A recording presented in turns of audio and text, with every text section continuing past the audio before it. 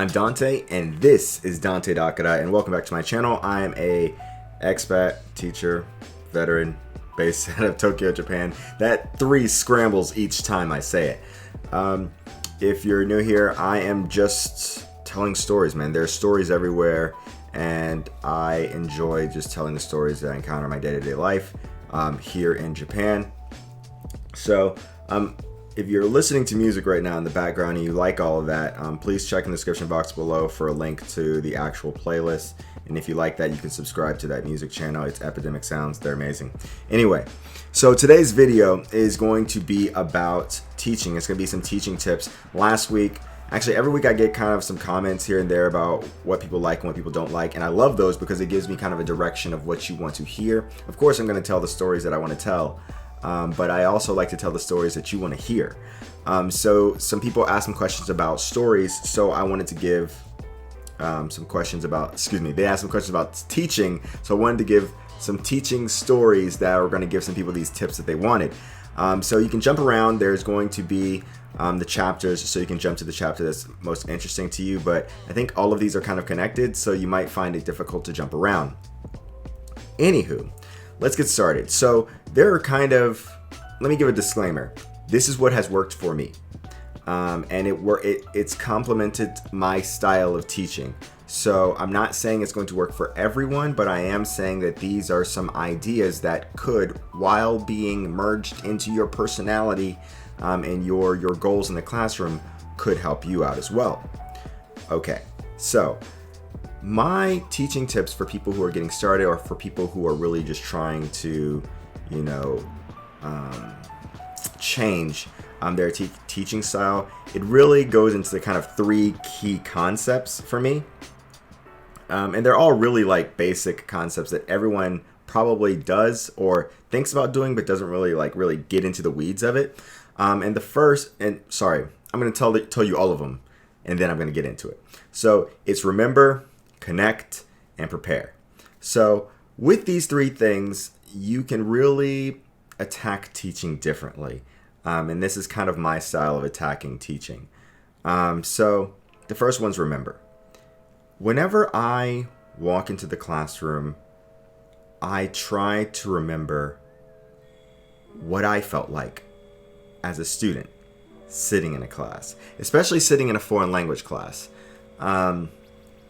I think I hated foreign language growing up because I was forced to learn a foreign language that I had no interest in. We only had Spanish or French, and I wasn't interested in either of them, so I took the Spanish class because the most people around me spoke Spanish, but I didn't care to learn that language. I didn't want to learn the language. I just wasn't into it. So I slept most of those classes. So now that I'm a teacher, I hate people who sleep in class. So I tried to think about what did I hate about that class, and I hated the fact that it had nothing to do with what I was interested in.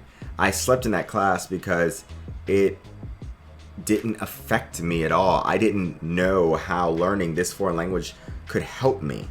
And why didn't I want to learn it? Because there was no reason to learn it.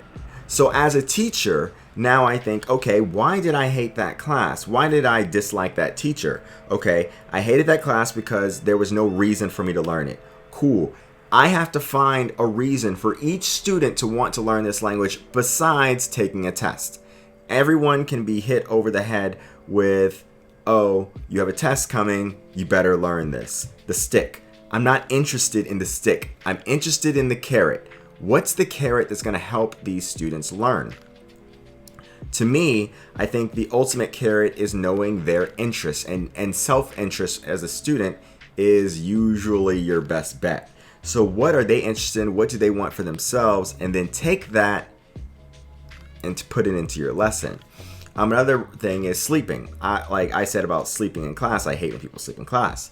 Why are these people sleeping in class? It's much more complicated than people are just bored with your class a lot of the times. So I make it a point to talk to those sleepy kids to see what's going on. Do they have morning practice? If so, why are they tired and the other morning practice students aren't tired? Or, is this a discipline thing where they just have terrible behavior?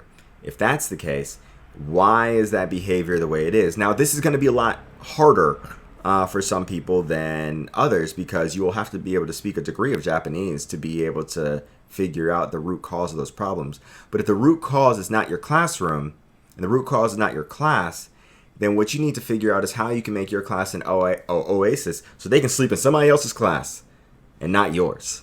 That sounds awful, but sleeping in my class is my problem. Sleeping in their class is their problem, not my problem. Lastly, about the remember thing, and that's what do they want to learn. With that idea of what do they want to learn, I think you should kind of zoom out and ask, what do they want to be? A lot of the time, students have some idea of the fields that they enjoy. If you can connect English as kind of this intercultural, multifaceted tool that they can use to enhance the probability of them being able to do what they want to do, all the better. I use this all the time, especially when it comes to kids who are into computers. They're like, oh, well, I'm Japanese and they're going to leave Japan. Japan has a great computer industry. I was like, what language is code in? And they don't know. I was like, look it up. Like, guarantee there's English in code. Like, the better English you can speak, the more advanced you can get in not just coding. I don't necessarily know a lot about coding, but more that you can talk to other coders in other places, and you are only as good as your diversity as far as your craft is concerned. Maybe you should learn this language. Just an idea. So that's remember. Next is connect. And connect goes into that last one. And I try to connect to literally everybody in the hierarchy of the school system. Teachers, students, assistant peers, as well as the community itself. Because all of it goes into being an effective educator. Why? Okay, so let's talk about getting connected with teachers. Other teachers, not just English teachers. If you show like that you are part of that teacher community, you can get some more information about your students. You can get more information about the way the school system works, about the overall curriculum. But not only that, you may create opportunities where you have kind of a fusion class, where you're having a science class that's also an English class at the same time. I've done this. Like where you have like opportunities where you're going into the Japanese class and you're seeing the Japanese that they're learning and you're connecting it to the English that they're learning at the same time. One other example of this is in the third year of English class, they learn about Hiroshima and Nagasaki. They learn about World War II. Now, of course, they learn about this every year, but it becomes very much a serious, it's always serious, but it becomes a big curriculum marker in the third year because my students usually go to Hiroshima for a school trip. So in the English textbook, there's also a story from World War II. So by talking to the social studies teacher, we can kind of line up our data, we can line up our stories. And so when I'm telling that story in the English class and he's teaching that moment in the social studies class, you can actually see those two things merging, and it makes it easier for them to understand the English because they have the context of it in Japanese. Really cool moment when you can merge two subjects together. So that's teaching. Students, connecting with students is absolutely the most important thing you can do. It's probably the most basic thing you can do as an assistant teacher or as any kind of teacher whatsoever. Know your students. I cannot tell you how important it is. I can only give you an example after example after example of times where knowing my students has prevented me from making a fool of myself or has allowed me to reach them on a personal level that they didn't think I was paying attention to.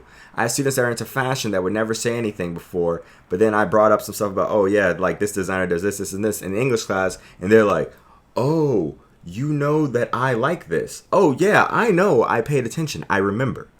Like, it could be something as simple as knowing their names.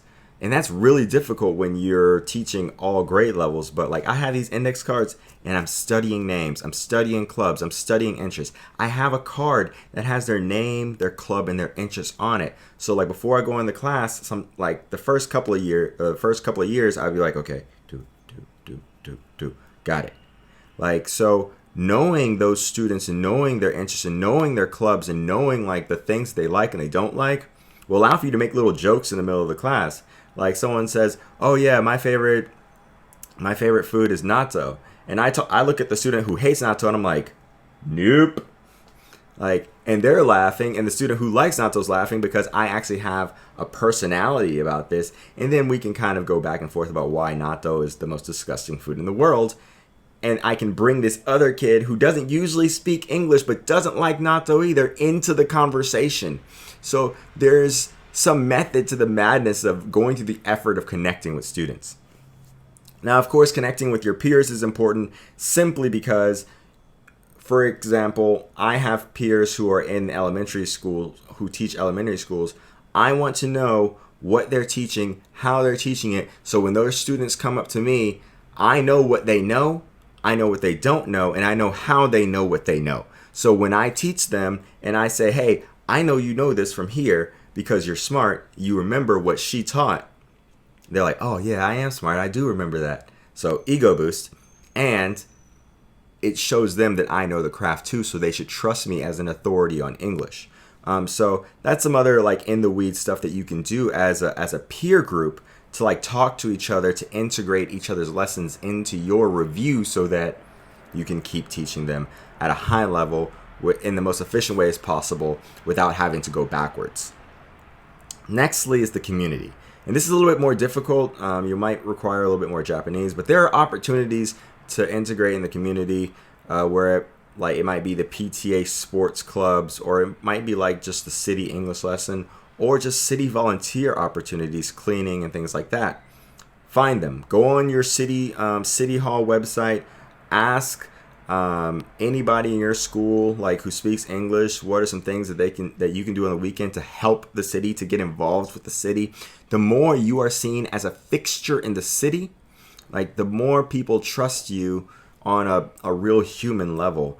I think one of the things that people forget is that there is a reputation that ALTs have of being just temporary fixtures. I'll have a new one in 2 years. Why should I care about you? Oh, you're just another foreigner. Why should I care about you? You're not going to be here, so I'm just going to deal with you, but I'm not necessarily going to talk to you. Get around that. If you are one of those people who are only going to be here for 2 years, you want those 2 years to be the most fruitful, the most impactful 2 years of your life and the people's lives around you. Why would you want to be seen as a flavor of the week? I can't figure that out.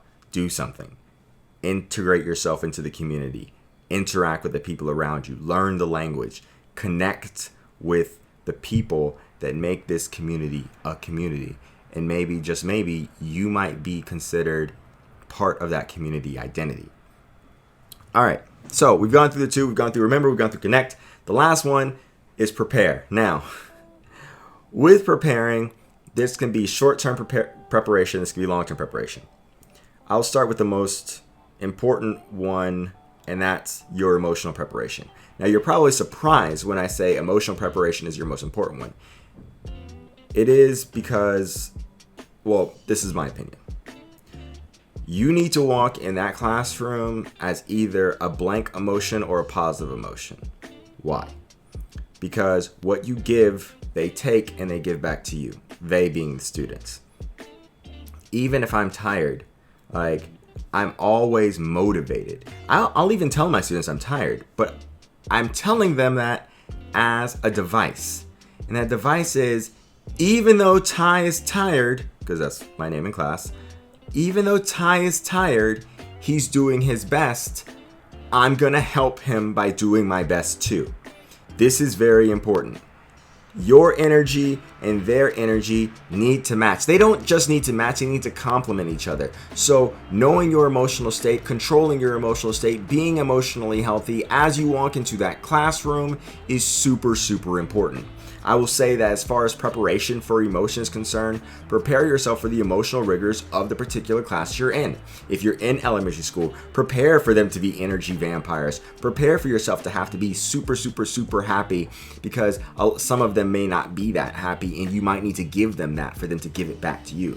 If you're in junior high school, prepare for each individual level. Yes, the first years are going to be super excited. Yes, the second years aren't going to want to do anything. And yes, the third years are going to be tired of life. You know this. So because you prepared for these emotions in each of those grade levels, you know what you have to do when you come into the classroom. You know what it's going to cost to get them to that next level in the classroom. Super important to understand how much you need to emotionally prepare for that. Now, I can say that you need to emotionally prepare for being in Japan in general. Of course, that's a thing. But we're talking mostly here in the school, in the classroom. All right, so the next thing, and this kind of goes on, goes along with preparing for emotionally, prepare for chaos. So some of you are going to have all going to have varying levels of control within the classroom. Some of us are going to be like the T1, the lead teacher, the one who's controlling how the class goes.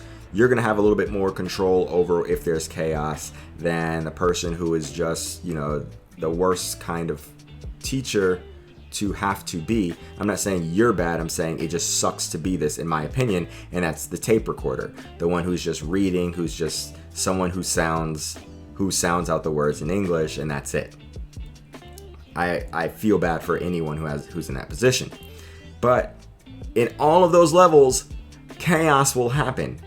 Some class will say, oh, we've already done this, and now your entire plan is scrapped. Some class will just not be in the mood. They will be so lethargic that the class that you had planned just isn't gonna work. Prepare to be unprepared. Prepare for the chaos. So I'm an improv teacher in general. I have a framework of how things are gonna work.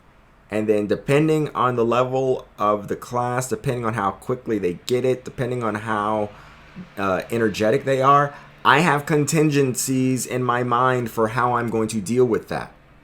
If you are not that kind of improv person, then you need to have a framework in mind to say, if this, then this, for each kind of scenario. Now, I'm not saying that's going to work for every single kind of class. However, in the particular classes where there is this giant activity, or there can be a possibility of losing kids within that class because it's difficult or because it requires step by step, and people can get lost along the way, you need to have a contingency for the fact that there may be chaos.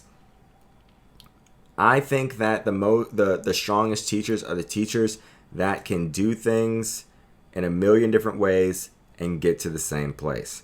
Prepare for chaos. The last thing I'm going to say is is kind of a zoom out of preparation, and that's know your craft.